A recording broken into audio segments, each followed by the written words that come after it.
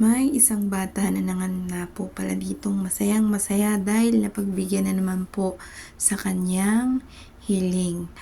Ayan po, dito po yan sa Little People Playhouse sa Walter Mart, Makiling. Hindi ko nga lang po alam mga kananay kung lahat po ng Walter Mart ay merong Little People Playhouse. Dito po yan sa Calamba, Laguna. Ang kagandahan nga dito sa Little People na to ay hindi masyadong crowded. Yun nga lang, para dun sa anak ko, kailangan kong magpasama ng guardian sa loob dahil kailangan niya ng maximum assistance, ganyan, supervision.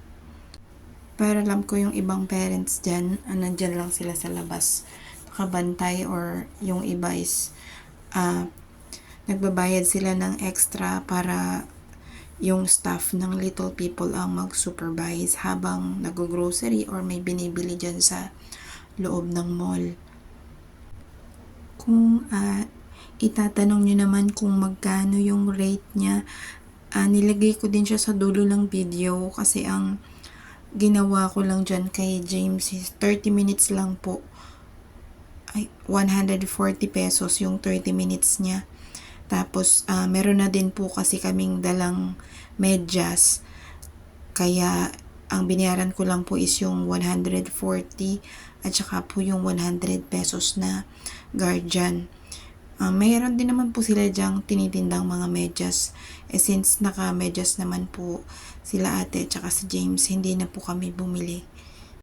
Marami mapaglalaruan po dyan. At saka, meron din naman sila dyang television, parang ano bang palabas yun, Superbook, tsaka mga cartoons yun, pero mostly yan mga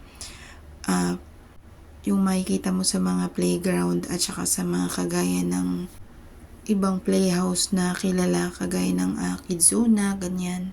Sulit naman yung 30 minutes na binayad namin dyan.